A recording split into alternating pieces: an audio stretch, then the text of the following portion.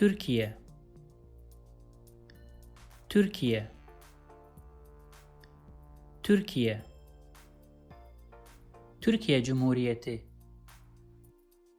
Türkiye Cumhuriyeti, Türkiye Cumhuriyeti, Türkiye bir ülke, Türkiye bir ülke, Türkiye bir ülke,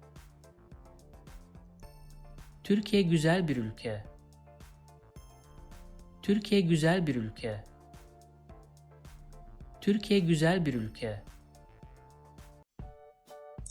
If you liked this video and learned something new, please subscribe to my channel to watch more lessons on how to learn Turkish the easy way. Also, if you think this video can benefit somebody else, please share it with others because sharing is nice, sharing is helpful. Last, if you have any comment or request, please provide your feedback in the comment section below and I'll do my best to respond as soon as possible. Thanks for watching and see you in the next lessons.